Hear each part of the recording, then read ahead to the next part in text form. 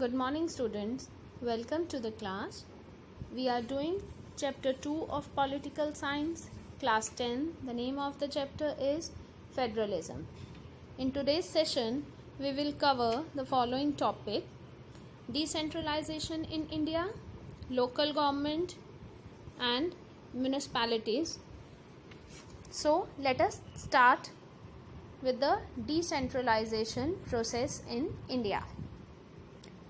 India is a vast country and cannot be run only through a two-tier system. States of India are very large and internally very diverse.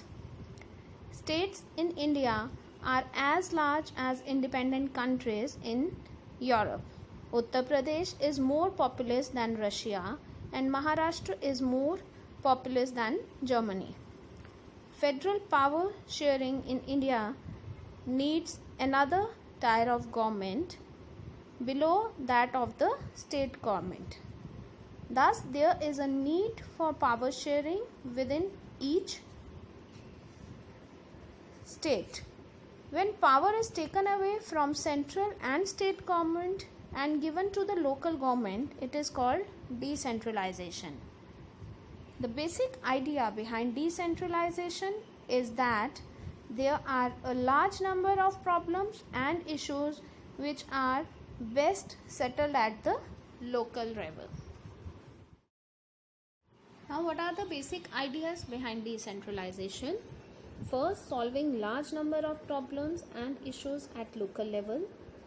People have better knowledge of problem in localities, better ideas on where to spend money and how to manage things efficiently.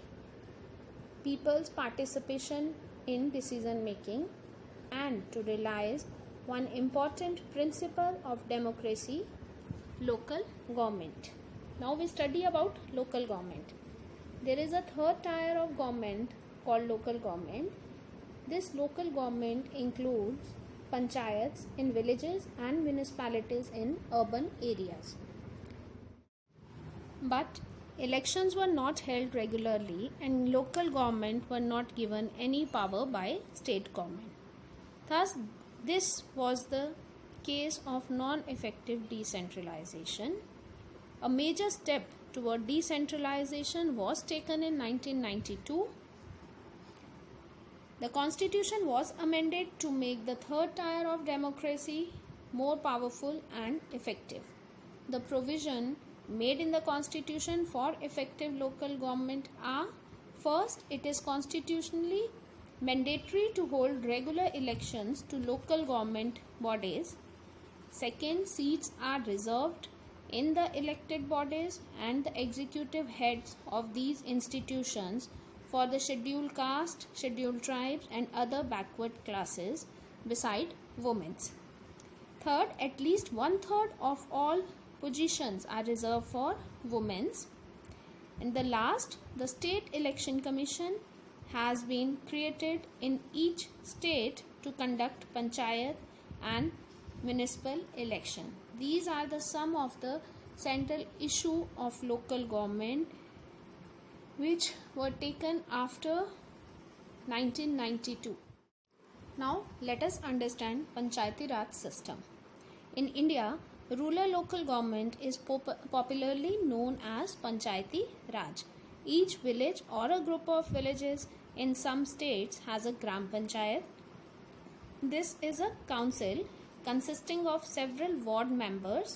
Ward members are known as Panch, and a president, that is known as Sarpanch. They are directly elected by the adult population of that ward or village. It works under the supervision of Gram Sabha. Gram Sabha meet at least twice or thrice in a year to approve annual budget and review the performance of the Gram Panchayat. A few Gram Panchayats are grouped together to form a Panchayat Samiti, or we can say it a block or mandal. The member of this representative bodies are elected by all the panchayat members in that area.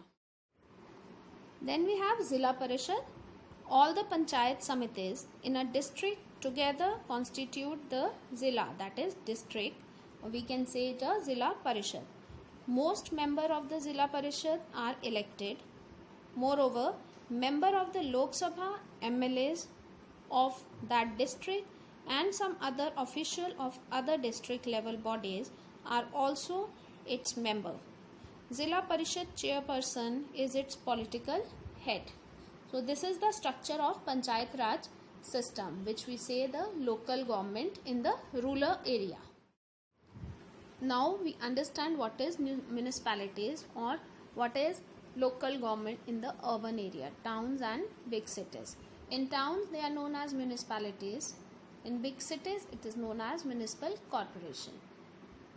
Municipal chairperson is the head of municipalities and mayor is the head of municipal corporation. In big cities there are municipal corporation. Both these local government bodies are controlled by elected bodies consisting of people's representative. Municipal chairperson is the political head of municipality. Mayor is the political head of municipal corporation. This is the largest local government set up anywhere in the world. Overall, there are about 36 lakhs elected representatives in the panchayat and municipalities, and 1/3 of them are women, which increased women's voice in our democracy.